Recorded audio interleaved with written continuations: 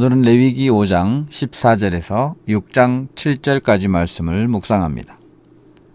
여호와의 성물에 대하여 부지 중에 범죄한 경우에는 흠없는 순양으로 속건제를 드려야 했고, 성물에 대한 잘못을 보상하되 그것의 5분의 1을 더하여 제사장에게 주어야 했습니다.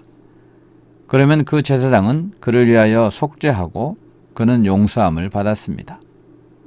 여호와의 성물이란 하나님께 드려진 거룩한 예물들이었습니다.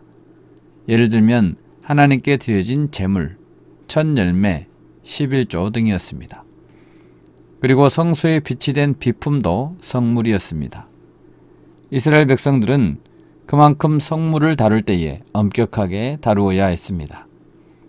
고린도전서 3장 16절 17절에서 이렇게 말씀합니다. 너희는 너희가 하나님의 성전인 것과 하나님의 성령이 너희 안에 계시는 것을 알지 못하느냐? 누구든지 하나님의 성전을 더럽히면 하나님이 그 사람을 멸하시리라. 하나님의 성전은 거룩하니 너희도 그러하니라. 성도는 자신의 몸이 여호와의 성물이라는 사실을 명심하고 정결하게 지켜야 합니다. 또 이웃이 맡긴 물건이나 전당물을 속이거나 도둑질하거나 착취하고도 부인할 경우, 그리고 남의 물건을 줍고도 부인하여 거짓 맹세하는 것도 하나님은 엄격하게 다루셨습니다.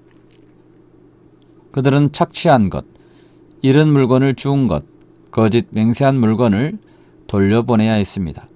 그리고 원래의 물건에 5분의 1을 더하여 돌려보내야 했습니다. 또 이때에도 속건 제물을 하나님께 드려야 했는데 흠없는 순양을 속건 제물로 드리고 제사장은 그를 위해 속죄하였습니다. 하나님은 이웃과의 관계에서 탐욕을 간과하지 않으십니다.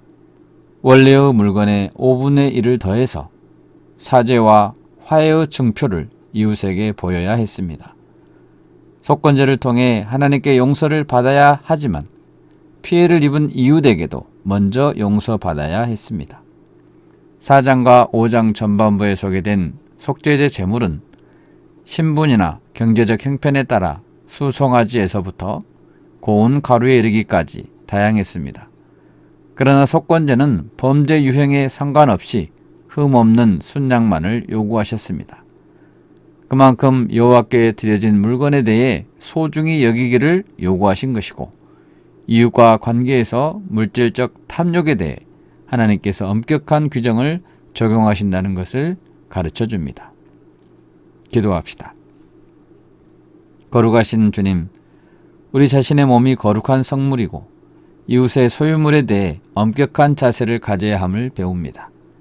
삶의 현장과 공동체 안에서 하나님의 거룩하심을 드러내게 하옵소서. 예수님 이름으로 기도합니다. 아멘.